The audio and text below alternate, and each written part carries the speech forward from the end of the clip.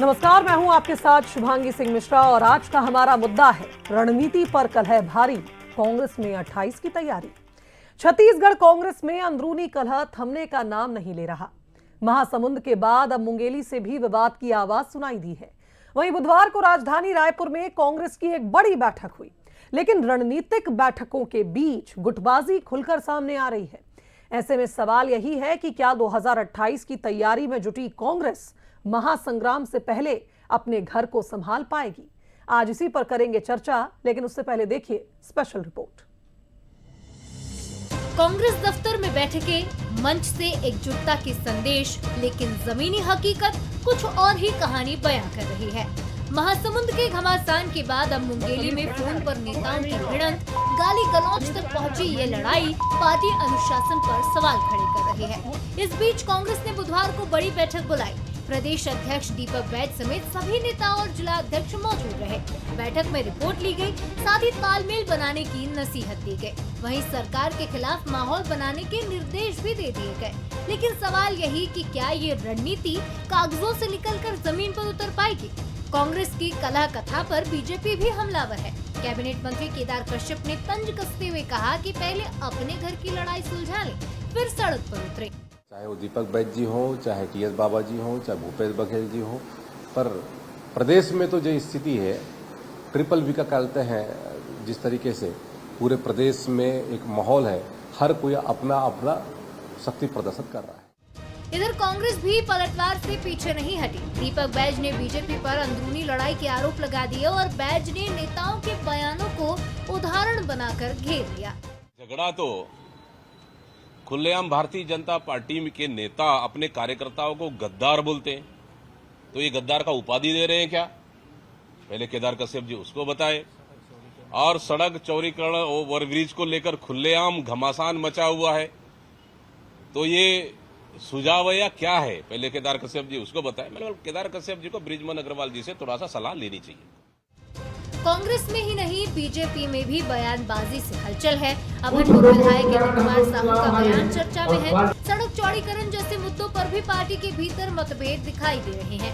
यानी सियासत में दोनों दलों के भीतर खींचतान जारी है, लेकिन कांग्रेस की कलह उस पर ज्यादा भारी पड़ जाती है। 2028 के चुनाव की तैयारी में जुटी कांग्रेस के सामने सबसे बड़ी चुनौती अपने ही नेताओं को एक मंच पर लाना तो है ही, साथ ही अलग अलग सुरों को एक ताल पर लाना भी है, वरना बीजेपी के हमले और तेज होंगे और रणनीति पर कलह भारी पड़ती रहेगी।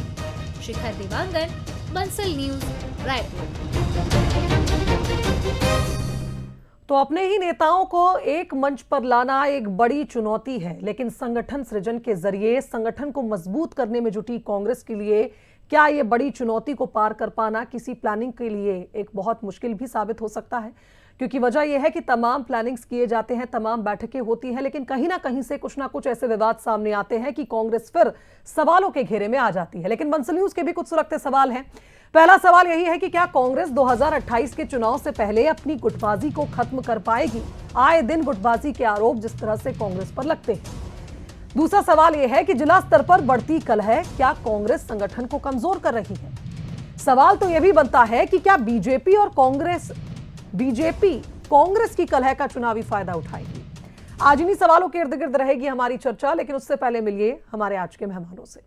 हमारे साथ बीजेपी से प्रदेश प्रवक्ता वैभव बैज जी जुड़ रहे हैं। वैभव जी, स्वागत करती हूं आपका।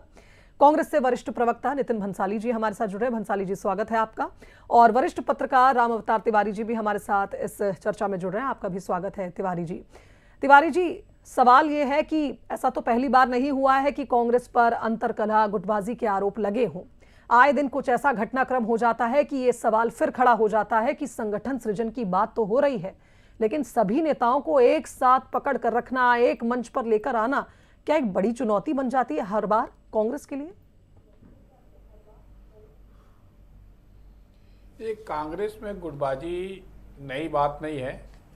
कांग्रेस में छत्रपों का, कांग्रेस हाईकमान का एक ऐसा रणनीति का हिस्सा ही कांग्रेस में इस तरह रहा है कि छत्रपों के बीच आपस में शक्ति प्रदर्शन चले, शक्ति प्रदर्शन को थोड़ा बढ़ावा मिले, ताकि इसी बहाने कार्यकर्ताओं में ऊर्जा बने। एक संगठन में ऊर्जा लाने का कांग्रेस में ऊर्जा लाने का, समर्थकों का जो टीम तैयार होने का, ये इस तरह का कार्यक्रम, इस तरह का रणनीतियाँ, इस तरह के काम कांग्रेस में हम कई दशक से देख रहे हैं जी। कांग्रेस को इस गुटबाजी के कारण नुकसान हुआ, अनुशासनहीनता के कारण नुकसान हुआ, विचारधारा के कमजोर होने के कारण नुकसान हुआ। ये चीजें कांग्रेस में नुकसानदायक है, परंतु कांग्रेसी चेत नहीं रहे हैं, अब भी झगड़ रहे हैं। जब भाजपा से ज्यादा तो कांग्रेसी नेता अपने कांग्रेसियों के बारे में बोलते नजर आते हैं कि अपने कांग्रेसियों के खिलाफ भी ज्यादा बोलेंगे, कांग्रेस की समस्याओं पे ज्यादा चर्चा करेंगे, कांग्रेस की गुटबाजी ज्यादा है, तो व्यक्तिगत लड़ाई ज्यादा है, अनुशासनहीनता नहीं है, कठोर कार्यवाही नहीं है। तो ये कांग्रेस में वर्षों से चल रहा है, इसमें खत्म होती नहीं है, ये एक तरह से बढ़ती जाती है। आधार कमजोर हो रहा है कांग्रेस का, फिर भी नहीं चेत रहे हैं, तो ये एक बड़ी समस्या कांग्रेस की है। अब इसको कांग्रेस चुनाव की तैयारी इसी तरह से होती है।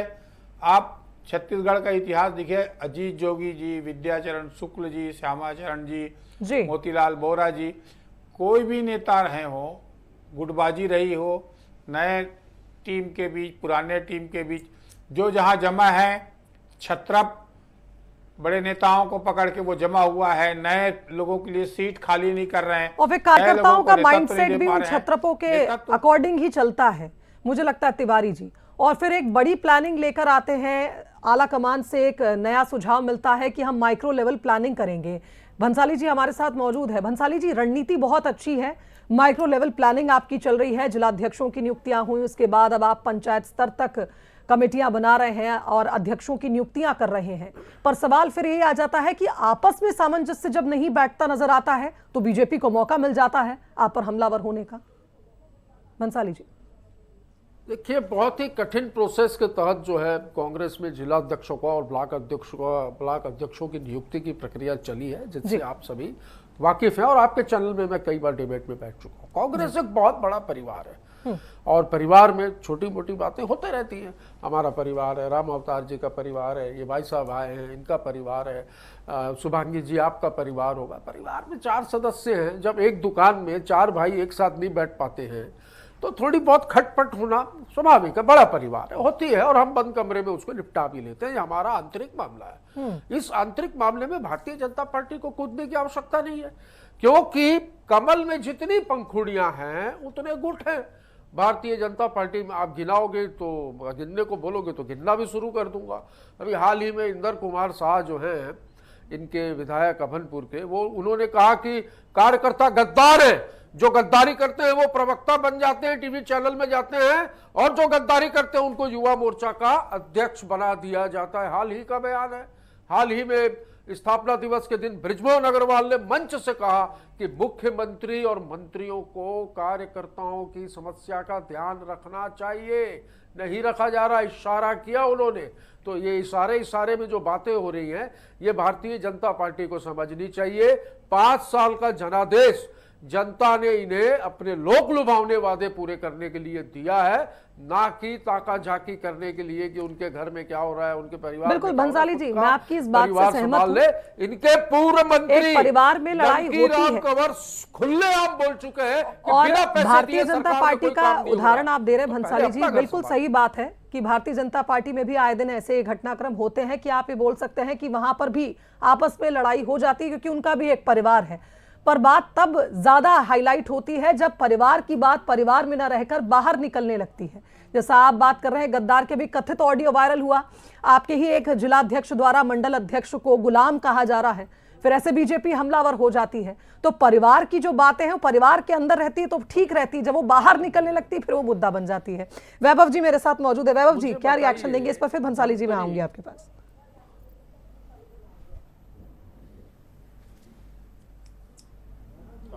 वैभव जी, आप देखिए, कांग्रेस देश की सबसे पुरानी पार्टी है, जैसा नितिन भंसाली जी ने बताया। 1885 में एक विदेशी संस्थापक के द्वारा इसकी स्थापना हुई। इसमें सबसे पहली खेमेबाजी देखने को मिली 1939 में कांग्रेस के त्रिपुरी अधिवेशन में, ठीक, जिसमें नेताजी सुभाष चंद्र बोस कांग्रेस के अध्यक्ष निर्वाचित हुए, लेकिन नीचे के लोगों के विरोध के बाद, इस्तीफे के बाद नेताजी सुभाष चंद्र बोस कांग्रेस से इस्तीफा देने लग गए।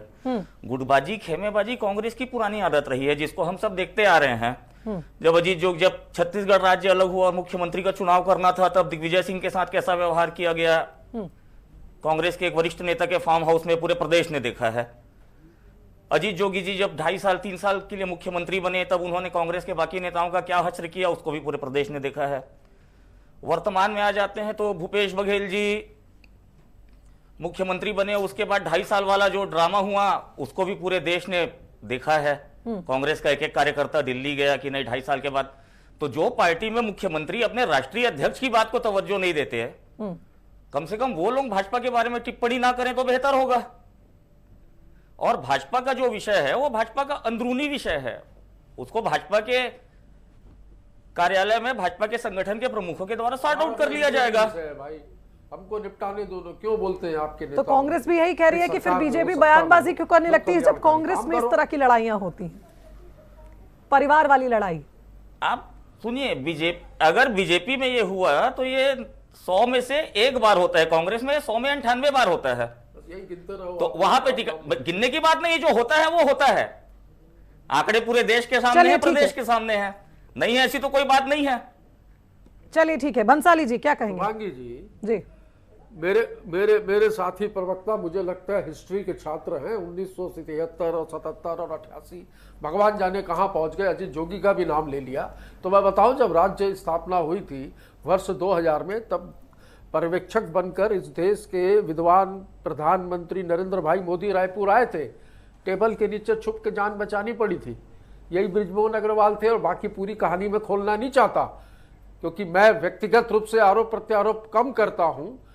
इस नाम से मुझे थोड़ा सा ऐसा लगता है नहीं बोलना चाहिए, पर यह घटना इनको शायद नहीं मालूम होगी तो ये जान ले। मैं आपको एक उदाहरण दूं, धमतरी के नगरी में हाल में भारतीय जनता पार्टी के स्थापना दिवस के दिन की बात बता रहा हूं, धमतरी के नगरी नगर पंचायत में वार्ड क्रमांक 9 और 10 के 208 भारतीय जनता पार्टी के कार्यकर्ताओं ने सामूहिक इस्तीफा दे दिया और ये कहा कि सामुदायिक भवन बनना था, भूमि पूजन करवा दिया, भवन नहीं बन रहा, हम इस्तीफा देते हैं, हमें सरकार पर भरोसा नहीं है। ये सब मुझे इसलिए बोलना पड़ रहा है कि ये बहुत बड़ी बड़ी बातें कर रहे हैं। तो जाएं, नगरी जाएं, वो आपके कुरुद जाएं। मुझे जानकारी मिली है ये बखारा से हैं, तो अजय चंद्राकर जी के ही क्षेत्र से आते हैं, तो थोड़ा अजय चंद्राकर जी से पूछ ले सरकार कैसी चल रही है। मुझे बताने की आवश्यकता नहीं है। बार बार जनहित के कामों के लिए बृजमोहन अग्रवाल सांसद रायपुर जो है वो पत्र लिखते हैं मुख्यमंत्री को, और वो मुख्यमंत्री जी उस पत्र को मोड़कर कहां रख देते हैं भगवान जाने। वो काम तो नहीं होता है। आंतरिक गुटबाजी चरम सीमा पर है। सरकार ये चला नहीं पा रहे हैं और कुछ नहीं मिलता है। तो 1977 चलिए ठीक है, ये मैं मानती हूँ बंसाली जी की, बंसाली जी ये आपका हक है कि आप इस तरह से सवाल भी करेंगे सरकार से, क्योंकि विपक्ष का काम ही यही है कि आप उनको समय समय पर सुझाव भी देंगे, आईना दिखाने का प्रयास भी करेंगे, जनता से जुड़े मुद्दे भी उठाएंगे। पर बात अब आपकी पार्टी की आ रही है, कांग्रेस की अगर आती है, संगठन को मजबूत करने के लिए बाकायदा टास्क दिए जा रहे हैं। 15 अप्रैल का डेडलाइन भी अब मिल गया है। अपने परिवार के इस कलह को आप कैसे समेटेंगे? क्योंकि अभी हमने देखा था किस तरह से महासमुंद में तोड़फोड़ मच गई, गाली गलौच हो गई। अनुशासन को लेकर जितनी बातचीत आज तक होती आई है, लगातार कहा जाता है कि कहीं कोई नाराज हो जाता है, कहीं कोई नाराज हो जाता है। कैसे मनाएंगे आप? सब मना लेंगे, हमारा परिवार है, परिवार में होते रहता है, वो हमारा काम है, हम कर लेंगे। ये राजेश अग्रवाल और गुरु खुशवंत साहब, पता है आपको, कांग्रेस में थे, विधानसभा का टिकट दे दिया, मंत्री भी बना दिया। और इनके जो मंत्री जो है, विधायक जो है, वरिष्ठ विधायक, वो घर में बैठे हैं। और हमारे पार्टी से जो लोग गए उनको विधानसभा की टिकट भी दे दिया, मंत्री भी बना दिया। तो कैसा अधिकार और कैसा हक मारते हैं इनके नेता, ये इनको सोचना चाहिए। और रवि भगत ये युवा मोर्चा से ही आए, मेरे साथी प्रवक्ता, मुझे जानकारी मिली है। रवि भगत को क्यों हटाया था? क्योंकि उसने डीएमएफ पे प्रश्न किया था सरकार के ऊपर, तो उसको उसके पद से भी हटा दिया। और अभी जैसा कि आरोप लग रहा है, इंद्र कुमार शाह जैसा कि कह रहे हैं कि गद्दार है। ये क्या है शुभांगी जी? ये मिस कॉल पार्टी है। आपको मिस कॉल आया कि नहीं आई डोंट नो, पर मुझे मिस कॉल आया था और मैंने गलती से दबा दिया था। तो जानकारी मिली कि भाजपा का सदस्य नहीं, बनते आप बनते में रह गया बिल्कुल था। ठीक बात तो ये है, मिस लेकिन कॉल पार्टी और फर्जी सदस्यता वाली पार्टी जो है, इनको खुद नहीं मालूम इनके कितने कार्यकर्ता हैं। जनता के बीच दोबारा विश्वास पाने के लिए, भरोसा जीतने के लिए भंसाली जी, आपकी पार्टी जिस तरह से मेहनत कर रही है, आपको नहीं लगता कि परिवार के इन नाराज लोगों को मनाना बेहद जरूरी हो जाता है? राम अवतार जी के पास जाना चाहूंगी मैं। राम अवतार जी, अब बात यही है कि 2028 की तैयारियां चल रही हैं, कांग्रेस बढ़ चढ़कर प्लानिंग के साथ आगे बढ़ रही है, लेकिन अगर ये नाराज घर वालों को नहीं मनाया गया तो कितना खामियाजा भुगतना पड़ेगा? क्योंकि पहले भी हमने देखा है चुनाव में लगातार ये बात सामने आई है कि पार्टी में अनुशासन की कमी रही, लोग नाराज ही बने रहे, इसलिए उस तरह से काम नहीं कर पाए, कार्यकर्ताओं में वो जोश नहीं देखा गया, जिसके चलते चुनाव में हार का सामना करना पड़ा। तिवारी जी, अपने घर हो चाहे ऑफिस हो, पहले उसको व्यवस्थित करें, उसको ठीक करें, तभी बाहर निकलें मैदान की लड़ाई लड़ने के लिए। तो ये दोनों पार्टी को सलाह, ये दोनों पार्टी को इस दिशा में काम करनी चाहिए कि पहले पार्टी खुद ठीक हो जाए, पार्टी के कार्यकर्ता संतुष्ट हो जाए, पार्टी के कार्यकर्ताओं को जनता के पास समस्याओं को लेकर जाने लायक बना दें। तो ये एक बड़ी चुनौतियां पार्टियों के पास रहती है, हर पार्टी के पास इतना विशाल, भाई देश में कांग्रेस और भाजपा दो बड़ी पार्टियां हैं, जो इस राज्य में की भी बड़ी पार्टियां हैं और इनके लाखों कार्यकर्ता हैं। इनको संतुष्ट करना एक चुनौतीपूर्ण काम रहता है, और जो सत्ता में रहता है उसके सामने ज्यादा चुनौती कि सत्ता का मलाई हर कोई खाना चाहता है, तो उसमें संतुष्ट करना उनको चुनौतीपूर्ण ज्यादा रहती है, क्योंकि ज्यादा लोगों की महत्वाकांक्षा रहती है हमने संघर्ष किया है, हम संघर्ष किए, हमको नहीं मिला, उसको मिल गया। ये आरोप प्रत्यारोप सत्ता में ज्यादा चलता है। विपक्ष में जो है कांग्रेस है, कांग्रेस में तो नेता से लेकर कार्यकर्ता तक आपस में खुलकर झगड़ते हैं। वहां लोकतंत्र की जो प्रक्रिया है वो बहुत खुलकर है। भाजपा में लोकतांत्रिक प्रक्रिया है, मगर वहां पर अनुशासन का डंडा ज्यादा चल जाता है, या पार्टी के भीतर सारी बातें हो जाती है, सार्वजनिक करने से परहेज करते हैं लोग, डरते हैं। परंतु कांग्रेस में पार्टी के भीतर भी और बाहर भी दोनों जगह मुखर तरीके से बोलने की परंपरा है, आदत है, तो उसका नुकसान कांग्रेस को होता है। भाजपा उसको रोक लेती है। भाजपा के जो चीजों को सही जगह पर समन्वय करके सही लोगों के बीच पहुंचकर उसको मैनेज करने का काम कर लेती है। इसलिए भाजपा में ये चीजें ढकी छिपी रहती है और अंदर से समस्याएं हल हो जाती है, और थोड़ा वो विचारधारा के नाम पर, अनुशासन के नाम पर बनाए रखते हैं। दूसरे तब कांग्रेस में अपेक्षाकृत संगठन के कमजोर होने के कारण, नेतृत्व के जो नेता हैं जी, जो छत्रप है, उनके ज्यादा चलने के कारण, वो दिल्ली में हाईकमान के पास पावरफुल होने के कारण वो अपना चला लेते हैं। तो कार्य संस्कृति दोनों पार्टी की अलग अलग है। भाजपा की कार्य संस्कृति अलग है, कांग्रेस की अलग है। दोनों अपनी कार्य संस्कृति के अनुरूप काम पर करने अगर की कोशिश कांग्रेस को आगामी चुनाव करते में रहते माइलेज हैं, लेना है तिवारी इसलिए जी, नुकसान ज्यादा होता है। तो किस तरह से आगे बढ़ना होगा?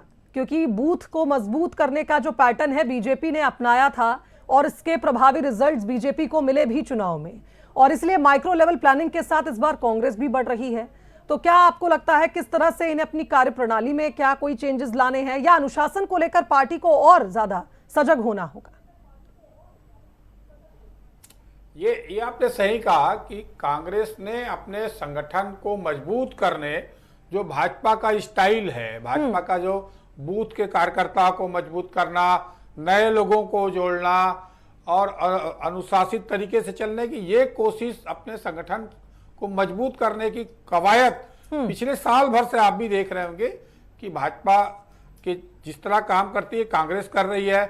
जिला अध्यक्षों की नियुक्ति भी इसी तरह के किए गए, जो भाजपा स्टाइल में तो काम कर रही है कांग्रेस, मगर ये कितने दिन करेगी, कैसे करेगा, इसमें कांग्रेस का हाईकमान का रुख क्या है, उसकी रणनीति क्या है, और अभी वो रणनीति कागजों में चल रही है या निचले स्तर पर चल रही, ऊपर में किस तरह के फैसले होते हैं, ये महत्वपूर्ण बात है। बिल्कुल सही बात है। और ऐसे में वैभव जी, एक सवाल अब मेरा ये भी है, बढ़ेंगे। बिल्कुल। तिवारी जी, अगर ये आपस के झगड़े, भंसाली जी जैसा कह रहे हैं पारिवारिक झगड़े, अगर ये सुलझ जाते हैं और जिस प्लानिंग के साथ कांग्रेस आगे बढ़ रही है, तो वैभव जी क्या आपको नहीं लगता कि अगर संगठन सृजन जिस तरह से कांग्रेस कर रही है, आगे बढ़ रही है, अभी से तैयारी में है, आगामी चुनाव में आपको परेशानी हो सकती है, चुनौती बढ़ सकती है अगर कांग्रेस अंतर कलह को समझ लेती है और रूठों को मना लेती है? देखिए शुभांगी जी मेरे साथी प्रवक्ता, वरिष्ठ प्रवक्ता हैं कांग्रेस के, जिनको मेरी बहुत चिंता है, भारतीय जनता पार्टी की बहुत चिंता है। इतनी चिंता अगर ये कांग्रेस की कर लेते तो हो सकता है कुछ प्रदर्शन अच्छा होता। अगर एकदम बेसिक बात करें तो कांग्रेस के पास ना तो कोई नीति है, ना तो अच्छी नीयत है, और ना तो कोई नेता है। भूपेश बघेल जी दीपक बैज जी को नेता ही नहीं मानते, टीएस सिंहदेव जी भूपेश बघेल जी को नेता नहीं मानते, चरणदास महंत जी नेता प्रतिपक्ष हैं लेकिन वो कहां है उनको कोई पूछता नहीं है। तो अजय चंद्राकर विष्णुदेव साय को मुख्यमंत्री मानते हैं क्या? बिल्कुल मानते हैं, बिल्कुल सुनिए विधानसभा में भाजपा एक लोकतांत्रिक पार्टी है, भाजपा एक लोकतांत्रिक पार्टी है, किसी परिवार का प्राइवेट लिमिटेड नहीं है। आपके ही पार्टी के विधायक आपकी सरकार के खिलाफ प्रश्न लगाते हैं और आप क्या परिपक्व मंत्री, ये एक स्वस्थ लोकतंत्र, ये एक स्वस्थ लोकतंत्र का परिचय है। ये करे तो स्वस्थ लोकतंत्र है, और हम कुछ बोले तो बोलेंगे लोकतंत्र नहीं है। देखिए आपको बोलने के लायक जनता ने नहीं छोड़ा है। जनता देखिए लोकतंत्र, सुनिए विपक्ष में सशक्त विपक्ष में सुनिए आप लोग 14 में थे, हम लोग स्थिति देखिए, हम लोग 14 में थे, उसके बाद की सरकार समेट दिए, हम लोग 14 में थे, हम लोग 14 में थे। और एक और पार्टी के जो जीते वो भी हमारे ही साथ है, तो 36 लोगों का हमारा वो है, दल है, समझो आप, जो भारी पड़ता है विधानसभा में आपके ऊपर। अकेले भूपेश बघेल खड़े हो जाते तो आप लोग जवाब नहीं दे पाते, आपके मंत्री। और फिर भंसाली जी एक सवाल यहाँ पर ये भी खड़ा हो जाता है, करना छोड़ के तो वो ज्यादा बेहतर होगा। वैभव जी एक सवाल फिर आपकी पार्टी के नेता खड़े कर देते हैं, आधे भी नहीं बचेंगे, कि दीपक बैज की टीम ही नहीं बन पा रही है क्योंकि भूपेश बघेल ही चेहरा है छत्तीसगढ़ में कांग्रेस का। भंसाली जी क्या कहेंगे इस पे? इस तरह के आरोप भी लग जाते हैं। ऐसा कुछ भी नहीं है, ये सिगुफा है और सिर्फ सिगुफा है। जो भी भारतीय जनता पार्टी के जिन लोगों को काम नहीं मिला है उनमें कुछ लोगों को ये काम दे दिया जाता है कि आज आप बैठ जाओ इनके वो आईटी सेल के उसमें केबिन में और बैठकर चार पांच ऐसे कुछ वो बना दो कंटेंट और डाल दो। तो बता दीजिए ना दीपक बैज जी की कार्यकारिणी कब तक घोषित करेंगे, कब तक घोषित होगी बता दीजिए। दीपक बैज की कार्यकारिणी छोड़ो, 2028 चुनाव के पहले घोषित हो पाएगी नहीं हो पाएगी, चिंता करो ना भाई। कि आपके इंद्र शाह कह रहे गद्दार है, वो कौन गद्दार है जो प्रवक्ता बन गए हैं, और वो कौन गद्दार है जो युवा मोर्चा, हमारा सब चीज घोषित है। आप लोग 2028 के पहले कर पाएंगे कि नहीं कर पाएंगे?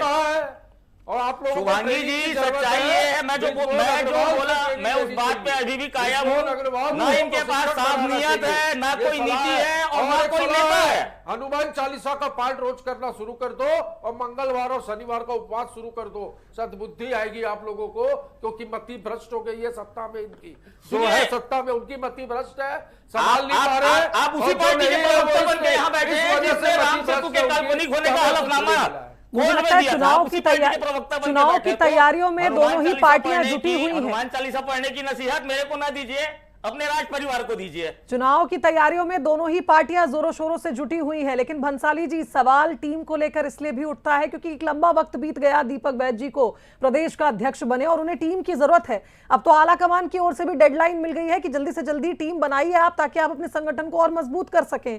तो ऐसे में सवाल फिर खड़ा होता ही है कि और आखिर कितना वक्त, क्योंकि आप एक मजबूत विपक्ष है भाई छत्तीसगढ़ में।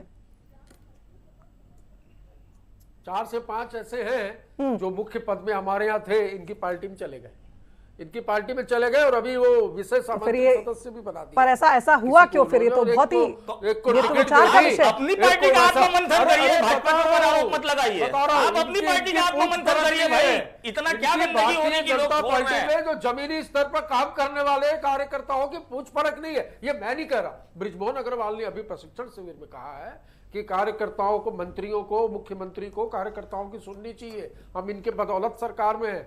तो कुछ तो सोच के बोला होगा भाई, आपके वरिष्ठ नेता है। और प्रशिक्षण शिविर में मुझे चलिए कुल मिलाकर अगर 28 में रंग जमाना होगा तो भंसाली जी इस कलह को दूर करना होगा, परिवार के लोगों को मना लीजिए। मैं बात को रोकना चाहूंगा, बृजमोहन अग्रवाल, शुभांगी जी एक सेकंड, बृजमोहन अग्रवाल बोलिए। अति वरिष्ठ विधायक हैं, अभी रायपुर के माननीय सांसद हैं, ब्रिजमोहन अग्रवाल जी 8 बार विधायक का चुनाव जीत और चुके हैं। अजय मुझे चंद्रा लगता है का- कि दीपक बैद जी की कार्यकारिणी में भी 8 लोगों की नियुक्ति नहीं हुई होगी। अजय चंद्रा, अरे तो मैं आप तो बताया, आप चार अपना आपके ज्ञान हैं। आप अपना ज्ञान कांग्रेस भवन में हमारी दीजिए, मेरे को कार्यकारिणी इसकी आपकी आवश्यकता नहीं है। कार्यकारिणी से बड़ी है भाई। आप अपना चलिए, ज्ञान ठीक है, कांग्रेस आप- भवन में दीजिए, मेरे को इसकी और आप आवश्यकता नहीं अपना है। ज्ञान जो है भाजपा पक्ष और नहीं विपक्ष होंगे का जी। ये पूरा पूरा हक है कि आप इस तरह से एक दूसरे पर आरोप प्रत्यारोप करते रहिए, इस कलह को जारी रखिए, लेकिन अंदरूनी कलह उससे निपटना होगा कांग्रेस को, क्योंकि अगर रंग जमाना है 28 में तो प्लानिंग को एग्जीक्यूट करने के लिए निश्चित तौर पर सबका एक मंच पर एक साथ आना बेहद जरूरी हो जाएगा।